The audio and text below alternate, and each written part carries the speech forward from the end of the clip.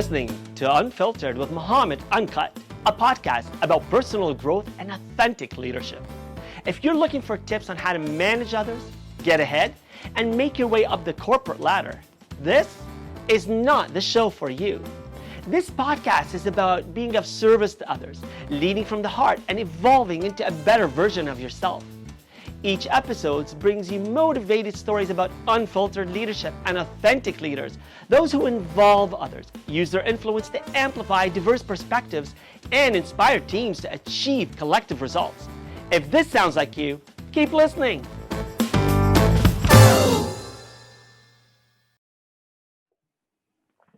Hello and welcome to the Unfiltered podcast, and welcome to my guest, Kimberly Davis. I'm so excited to be here. Thank you so much for joining me. Kimberly, you bring so much energy, you bring enthusiasm, and you radiate with presence and smile. And besides what you're bringing right now to this virtual connection, I do want to give people a bit of background on who you are and what else you will be bringing to the conversation today. So this is the only scripted part of the interview. The rest of it is going to be a fluid conversation between you and I, so I can learn more about what you're doing. So Kimberly, you're an expert on authentic leadership. You share your inspirational message of personal power, responsibility, and impact with organizations across the country. And you teach leadership programs worldwide as well. Good on you. Your program, Onstage Leadership, runs in New York City as well as Dallas. And you teach for SMU Cox School of Business, the executive education program there, as well as the Latino Leadership Initiative. At the Bush Institute for the We Lead program, which serves to empower female leaders from the Middle East. Again, good on you and thank you. You're a TEDx speaker. You've recently launched a new book, Brave Leadership: Unleash Your Most Confident, Authentic, and Powerful Self to get the results you need, which we know we're going to talk about today to learn more about why this book has become a best-selling book and why it's received the various awards that it has. But for now, I get to spend the next 40 minutes or so with you as my unfiltered guest. So script aside, welcome and thank you. Thank you, Muhammad. I am so grateful to be with you today. I am very grateful to be with you, and I mean that from my heart. And this podcast is all about leading from the heart. It's about authentic leadership. It's about being our unfiltered self, right? So many of us, as you talk about showing up and how we show up, it's learning to show up just as you are. Yeah. And, no one is going to teach us and tell us and share with us better than you. So I'm going to ask you to go right there and tell us, why is it so important for us to show up exactly as we are? Well, because if we are not being our true selves, I mean, if you look at it strictly from a leadership perspective, right? So we can look at it from a human perspective and why that matters. But if we start with looking at it from strictly a business and leadership perspective, if you need people to bring their best to their jobs, if you need them to want to follow instead of have to follow, they need to be able to connect to you from a human perspective, because people will crawl over broken glass for someone they believe in and someone they trust and someone they care about. But they have to know who you truly are and able to, in order to be able to do that. And so if you truly care about results as a leader, and we are hired to deliver results in a leadership role, then the best, most effective way to do that is to really connect to human beings on a human level. And in order for them to be able to do that, they need to see who you are from an authentic space. Now, that's the leadership piece, right? But if we look at this from a human perspective, it's very much the same way, in that if we truly want to connect to the human beings around us, if we want to be able to influence other people, and truly, if you look at almost any job position in the world, almost every job to some degree requires influence. We can't get anything done unless we are able to play nice in the sandbox with other people. Mm-hmm. So we need to be able to connect to them on a human level. So they want to listen to us. They want to consider what we have to offer. They want to be engaged with what we have to offer. They want to champion our work, all of these other things. And so being able to be who we are powerfully in the world is the fastest, most effective way to get good results, if that's what matters to you. Now, if good results don't matter to you, then don't worry about it. But I suspect almost everyone who's listening has to be able to get good results in whatever it is that they're doing in their life. Whether it's our personal goals or our professional goals. And you know, I think you would agree with me that a lot of us, we don't become good leaders of ourselves first. And without that first step in leadership, learning to lead ourselves, it's hard to lead others, right? Absolutely. I think learning to lead yourself, knowing yourself, begins with knowing yourself. Because if we don't know who we are, how do we bring that out into the world? And I think that is one of the biggest challenges that most of us human beings face, is that we are so busy learning our craft and learning how to add value to our organizations and learning how to do things right and what we should do in the world, that we rarely take the time to step back and truly know ourselves and ask ourselves the tough questions and look in the mirror and tell ourselves the hard truths about how we're truly showing up in the world and the impact we're having on the people around us. And without being able to do that, we cannot hope to effectively and authentically show up with other people. Well, Kimberly, I'm going to play devil's advocate. You know, I'm just too busy to do all that and show up and be this authentic person. I've got a job to do. I've got to think about how I can hit my numbers, and I got to meet quotas, and I got to deliver to a client. And, you know, don't talk to me about these soft skills or essential skills, whatever you guys want to call them. Devil's advocate here, right? But this is really what people like you talk about: leadership and authentic leadership and being brave in your leadership role. That's what you encounter. That's what I hear all the time. Is, hey, can we talk about the real stuff that matters? But isn't this the real stuff that matters? What do you think? How do you respond? Of course, you're singing to the choir with me, Mohammed. Yeah. Of course, I believe this is the real stuff that matters. And yes, can you get results without showing up authentically? Sure, you can get a fast result, but you're not necessarily going to get a lasting result, because it's the relationships in our lives that create lasting results. So a leader that shows up in a more command control authoritarian style, they're going to be able to get results by infusing a little fear when they need to, but they're not going to get the loyalty of the people that report to them. And they're certainly not going to get to their hearts, that's where engagement lies. That's where trust lies. That's where loyalty lies. That's where joy and commitment and everything that can make a difference to your business lies. So if you don't need those things, great, fine. Go ahead and just focus on the numbers. But I would suspect in order to get anything done in this uber competitive world that we live in, you need people to be able to bring their best, not just their paycheck exchange. Right. And Kimberly, I think too that people can actually get things done, and we can hit our numbers, and maybe even better if we can do it in the way that you describe and showing up authentically. There's no question. Exponentially, Mohammed, I think our results get exponentially better when we are willing to be brave enough to show who we truly are and truly connect from that human space, because people will exponentially deliver way beyond what they are being asked. Right. And so my giveaway here, and why I try to play the devil's advocate, is because I think a lot of people, when they lead in such a way, they're leading from fear, but you talk to not necessarily the absence of fear, but the glory of being brave. So I would like you to explain, you know, when these naysayers, when people are afraid, maybe naysayers is a little too critical, but when they're afraid to show up authentically, to be brave, what is it that they can do now that can help them do it better? Well, let's dig into that fear a little bit and the price that we pay for the fear. So I don't believe that brave is the absence of fear. I think fear is a very human experience. And to say that you get to be brave only when you have no fear is not realistic, because everyone has fear. And if they tell you that they don't believe them, because that's not true. It may show up as anxiety, it may show up as stress or worry or overwhelm or a whole host of other things, but it really is just a fancier name for fear. That's what it is. But when you look at what happens in our brains in the face of fear, what happens is that the amygdala in our brain gets triggered. So the amygdala is the part of our brain that is in charge of emotion management, and its job is to keep us alive, right? So when it senses anything that looks like pain or danger, when it senses anything that looks like vulnerability, what it's going to do is it's going to send out a red alert in the form of cortisol. So it's going to flood your body with cortisol, which is essentially the stress hormone. And it's going to give you all of these physical sensations. Your hands might start to sweat, your heart might start to beat fast, your mouth might get dry, your muscles might get tense. There's going to be all sorts of physiological things that show up. And it's going to be to different degrees depending on the situation that you're in. But what's happening is this is your body's natural response to say, hey, stop.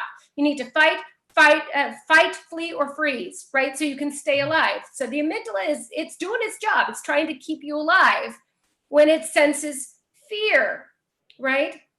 Now, a lot of times when you think about being brave, you think about, oh my gosh, the first thing you focus on is I have to be brave. I have to be brave. You're focused on all of the things that you're afraid of, right? And we immediately start to focus on all the things. What do people think about me? I might fail. I might look stupid. Will I make a fool out of myself? All of these things that show up in your mind when you're putting yourself in a high stakes situation, right? Well, what happens is when we start to think about these things, we start to think about, what do people think about me? I might fail, all of these things. We're putting our focus directly on ourselves. And it's starting to trigger those stress hormones. And that's going to stop us in our tracks. It's almost impossible to take brave action in the face of those stress hormones, to really show up as powerfully as you can, and to be your true self in that kind of situation when you're focused on the pain and danger, because you're going to get all those body messages saying, hey, stop, you need to stop where you are right now, or run away, or whatever it's telling you to do.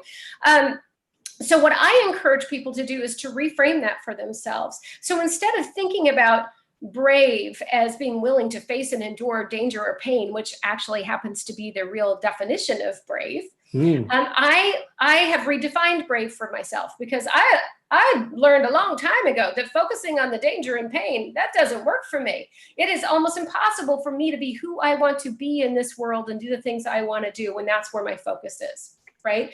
So for me, I had to redefine what bravery looks like. And I define brave as being your best, most authentic and powerful self. Because I knew that if I could do that, if I could really be who I truly am when I'm at my best, powerfully, then I could get through that pain and danger. But if I focus on the pain and danger, no way. Kimberly's not showing up, not the real one, at least, right? Now, of course, the big question is how do you do that? You know, how do you be who you truly are powerfully, your best, most authentic and powerful self in the face of the pain and danger? How do you do that when the stakes feel high? Right? Because that's when we're really tested, when you have to have those really hard conversations, or you're putting yourself out there for something, like you're running for political office or something, when you're having to do these really hard things, then normally most of us will go, oh no, I could never do that, right? But when you really have to do those hard things, how do you show up as who you truly are powerfully? And what I've learned after doing this work for the past 12 years is that the fastest way to do that is to really anchor into purpose, or what I call your super objective. It's, what do I stand for? What's the impact I want to have on the human beings around me, right? And what that does, Mohammed, this is what's so exciting about it, is what it does is it takes your focus off of yourself. So remember, when we're focused on the pain and danger, you're focused on, what do people think about me? I might look stupid. I might fail. Your focus is on yourself. Yeah. But when you're focused on purpose, when you're focused on your super objective, what it does is it takes your focus off of yourself.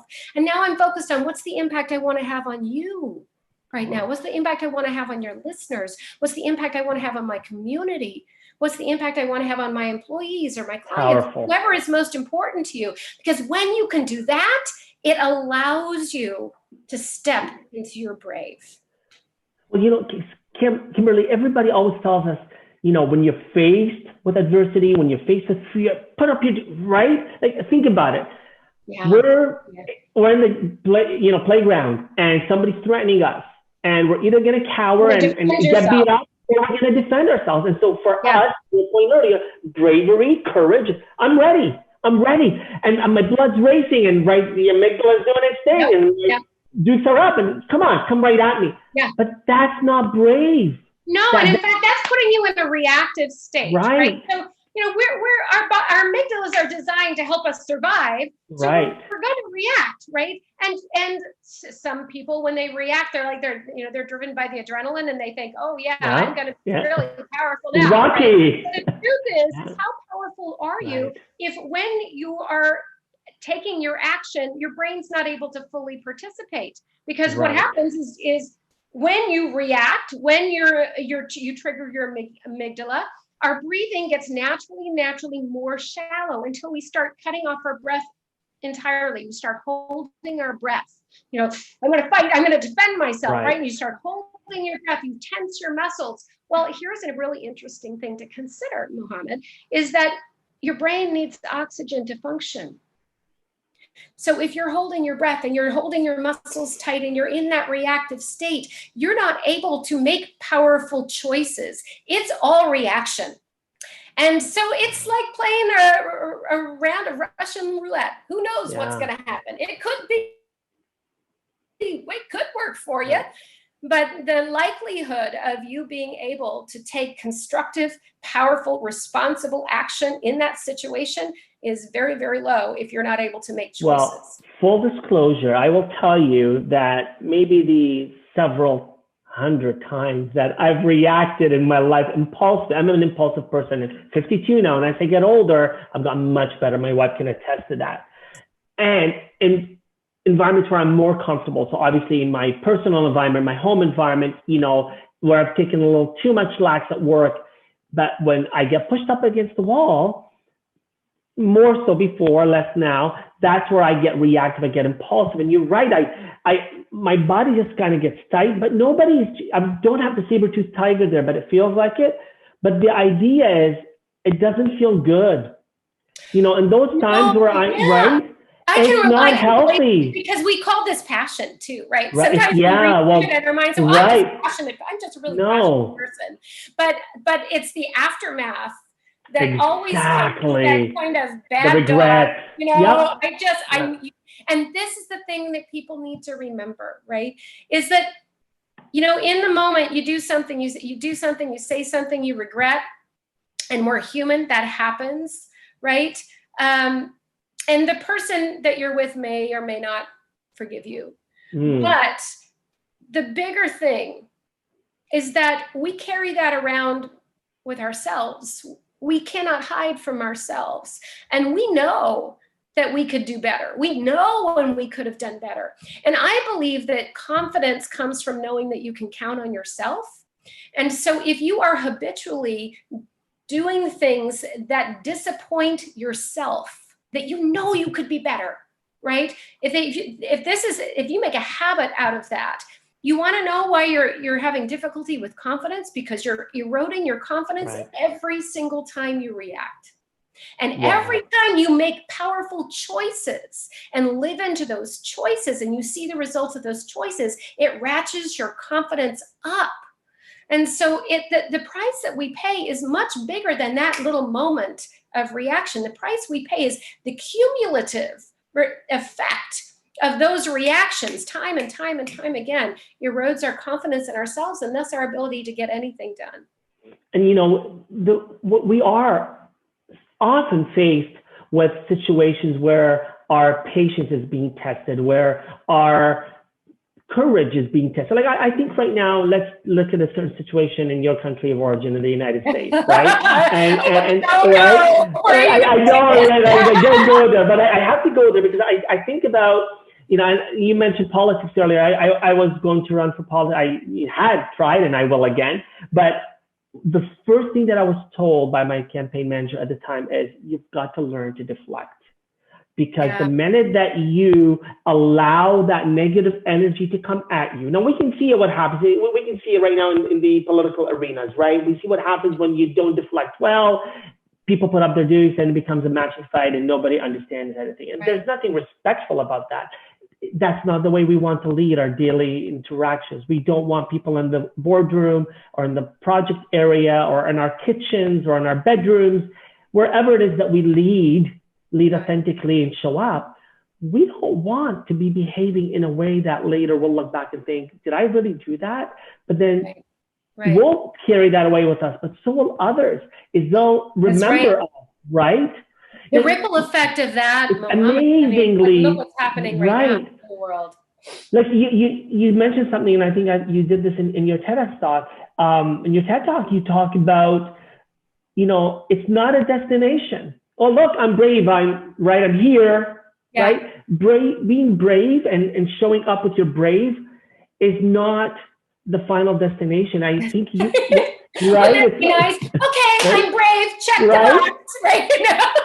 So explain to somebody like me, or to anyone who might struggle sometimes with that impulsiveness or that fear, right? Or whatever you want to call it, because yes, I'll recognize anxiety as, right? Or maybe being impulsive, that those are all different faces of fear.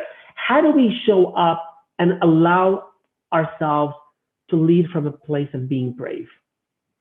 Well, so what you alluded to, Muhammad, is absolutely what I believe, and that is our brave unfolds one situation at a time, right? So we're not born brave. You don't get brave is not a destiny. It's not someplace you achieve. Brave is, how did I show up in the last situation I was in? How am I showing up in this situation that I'm in now? How will I show up in the next situation? And so on and so forth, right? And so both the exciting and the overwhelming part of that is that you get a do-over in your very next situation, right? However, you do need to own the impact that you had in the previous situation, right? So being able to be clear about your purpose, about your super objective, what is it you stand for, allows you to have that kind of clarity of focus to know, did I have the impact I wanted to have in that situation, yes or no, right? Because if you're not clear about that, it's hard to have a clear answer. You don't know, did you have the impact or did you not know? Because you don't know what the impact you were looking for, right? So once you're clear, but what's the impact that I want to have in this situation, then you can say, well, did I have that impact or did I not? And what action do I need to take? If the answer is no, what do I do? So sometimes the reality is particularly in those situations where we react because we're human, is that we have to clean it up. You have to own it. You have to take responsibility for your words and for your actions. Because if you don't, the people that are with you, they will remember, and that will affect your relationship moving forward, whether or not they say it will, right? Oh, it will. It absolutely will. And what we talked about earlier is the bigger thing is you will remember, that what you did was out of alignment with your values and your purpose and what you stand for, right? So, or you have the wrong values and the wrong purpose if you're consistently behaving in a way that is contradicting to what you think your values are, right? Well, I think it goes back to what we talked about earlier, Muhammad, is that people don't take the time to know themselves. We don't even know what our values are. Right? We're just absorbing what we think society lives like. Okay, so right now, if you look at the values in my country, coming top down, we've got some problems, right? Honesty is a lot of work. It's not something that we're valuing, right? We're not being kind to other people, not necessarily a high value. So a lot of people are just doing, well, it works for them, so that's how I'm going to show up in the world. But they're not living your life. You're not having to show up and get results based on those values. Is that truly who you are, or are you not thinking about it and you're just showing up as you think other people think you should, right? So I think it goes back to knowing yourself. Do you even know what your values are? Can you name your values? Right. What is most important to you? Because once you can name that, then you can do something about it. But if you haven't named it, you can't do anything about it. So it goes back to being able to clearly know your values and your purpose or your super objective, and then being able to put that use that as your filter for action. Did I do that or did I not in this situation that I'm facing? And then what's the impact I want to have in the next situation I'm facing based on your values and your purpose, right? And did I do that or did I not in this situation? And so that can guide you throughout the course of your day. Am I living a life that is congruent with who I am on the inside? Are my actions and my words in alignment with the person I know myself to be and want to be in the world? Or are they not? And where do I have work to do? And Kimberly, you know, I know you'd agree with me. And again, I'm not telling you this. I'm just saying it for myself, for the benefit of myself, and so that it resonates with the listeners, is that there's a difference between someone who's going through that self-discovery journey. So to your point, hey, you don't arrive. I don't think we ever arrive until we leave this earth. We're always in a state of, you know, it's a constant flux of self-discovery. You know, to your point, you quoted Maya Angelou when you said this: do the best you can until you know better. Then when you know better, do better, right? And so be forgiving to yourself if you don't know the answers today, if you're not getting it right, if you're not intentionally being like those leaders who are actually wanting, going out of their way or going in their way to be destructive leaders, then you're actually trying to learn to do it better. And right? And you know, I absolutely agree with you, right? Mohammed. Just so you know, I mean, I look at the world as you do, is that I'm always working to do better. And I don't think that I've arrived in any stretch of the imagination, because I think that if once you say you're done, then where do we go from there? Right. Where do you go from there? It's always a continual truth telling with yourself. And I also agree with you that sometimes in our truth telling, we can be our own worst critic.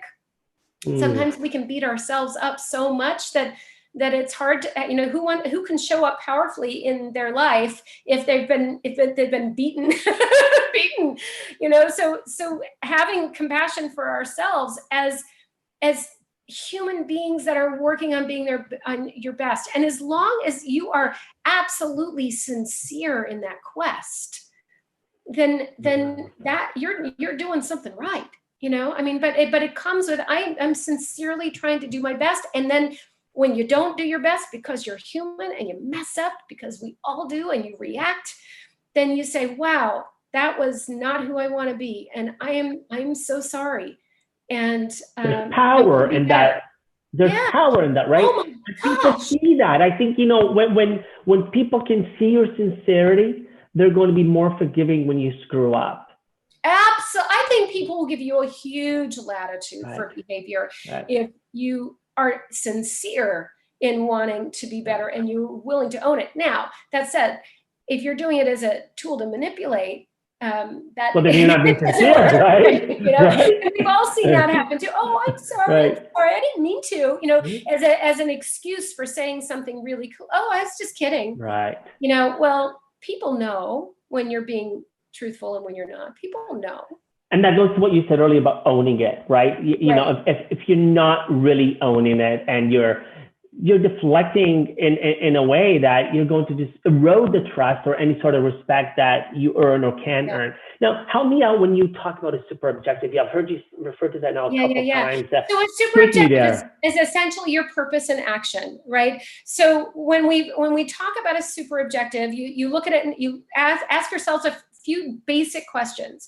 One is, who or what do I want to have an impact on? Right. So you're really clear on where you want to have your impact. What do I care about most? Do I care about making a difference to my community? Do I care most am I someone who is a big group person, so I want to have an impact on my organization or my team? Or do I get more energy personally from having an impact on individuals? I want to make a difference in your life and your life and your life. And so you getting really clear on who or what you want to have an impact on is really important, because again, once you can name it, you can do something about it, right? So that's one of the questions. The next question is why do you care? For real? I mean, why do you really care? What matters to you most? Not why does your boss think you should care, right? Or why does your mom think you should care? Or your significant other think you should care? Yeah. But what's real for you? What gets you out of bed in the morning? You know, why you do what you do for the sake of what? You know, why do you do this? And then what's the impact that you want to have? So these are very, very basic questions. But if you can get down to the core of those questions and then frame them in active language using active verbs, right? So for example, my super objective is to connect people to the best of who they are. That's why I do what it is I do. That's why we're Love having it. a conversation. Love That's it. why I got so excited to talk to you, right? That's why I get up at 5:30 every morning to write. That's why I, before COVID, I was on an airplane all the time. That's why I do what it is I do. And sometimes I do it effectively and sometimes not so much. I miss my mark, but that's my commitment to myself.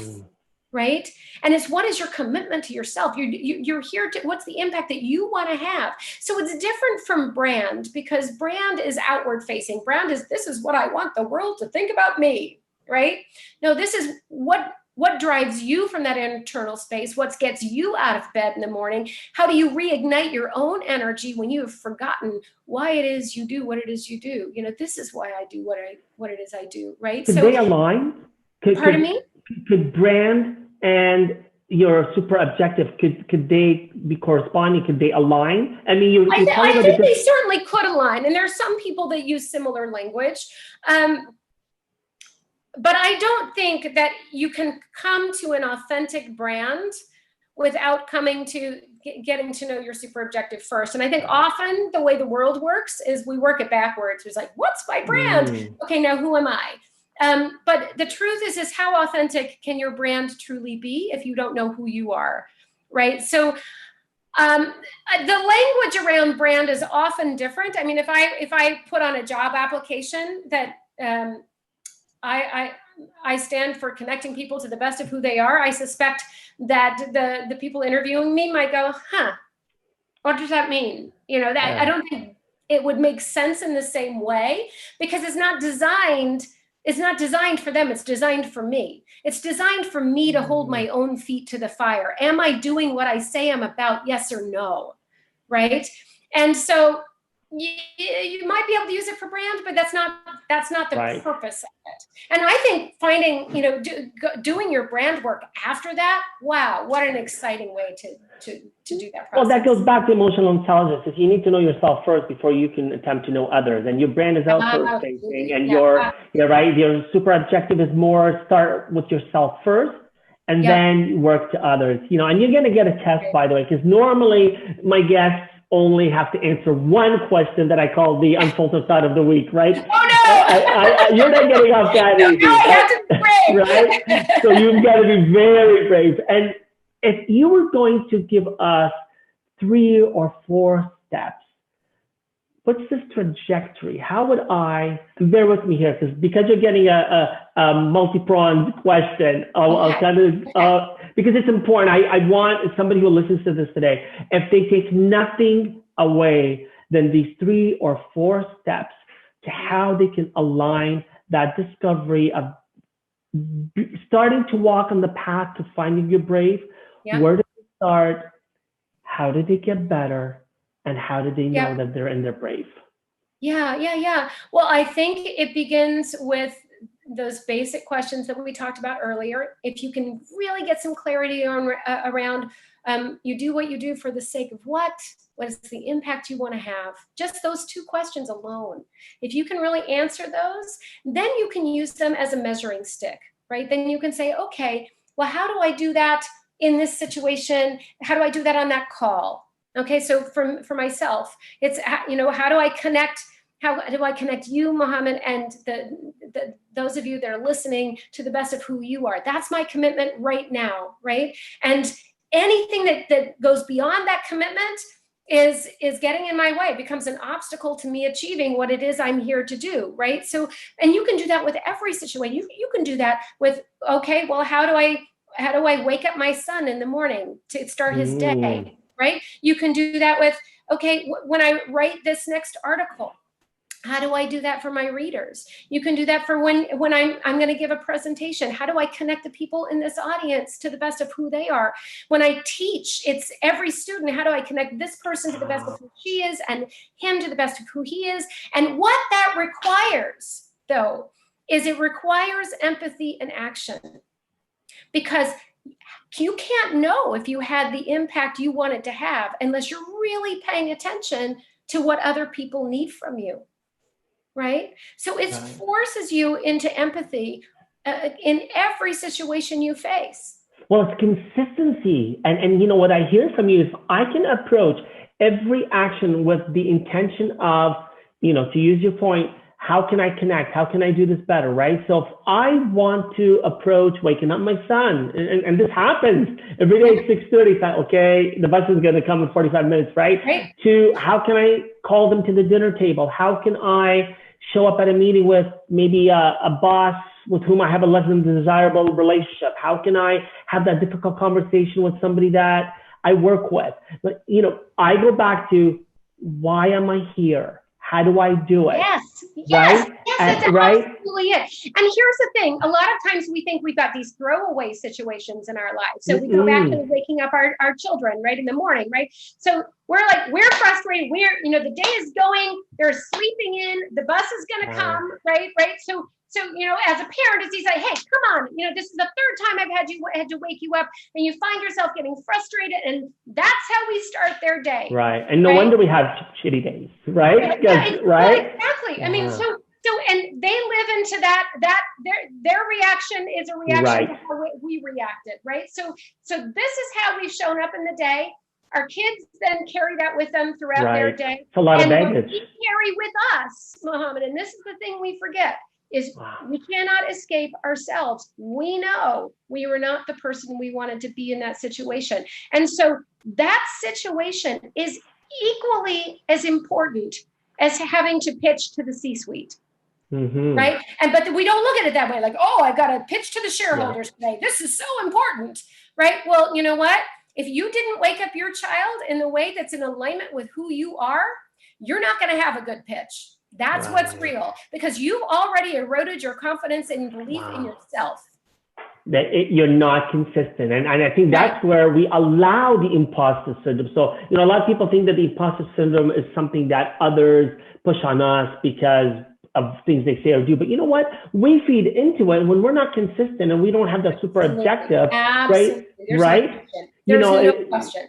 Reminds me of, I think it was in grade 3, I was reading Helen Keller. I know I'm going to get this wrong. And it was 3 days left to live.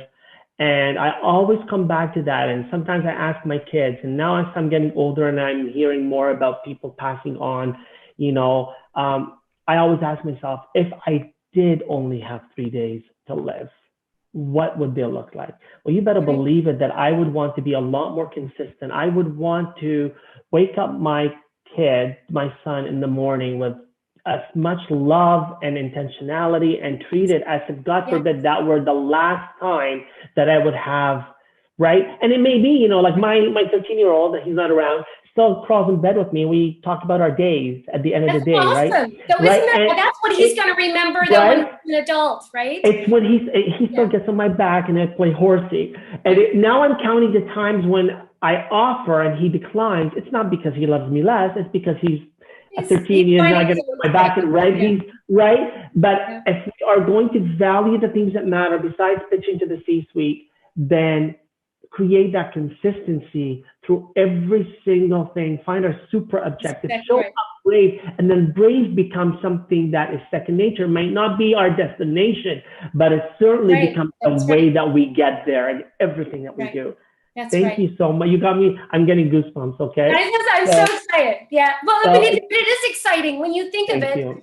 When you think of it that way, what is possible when we can truly be who we truly are powerfully in the world. I mean, empowered. Yeah. I mean, that is a legacy that that can change, that will change our lives, that will change everyone that we touch. Right? Well, I can see why you smile and why people smile when they say Kimberly Davis, because you bring that life and brave to the discussion. So I cut you off, but I see it, I feel it, and I thank you for that. But the thing to remember, Mohammed, and I think this piece gets forgotten in the conversation, is the responsibility that's inherent in that.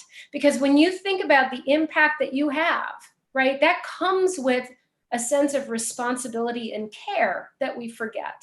So it's not just a nice to have, it's a have to have, and it's a responsibility, yes, to others, but it's a responsibility to ourselves. And, for those of you that are listening, what I want you to remember is you deserve to experience yourself being your best, right? You deserve that.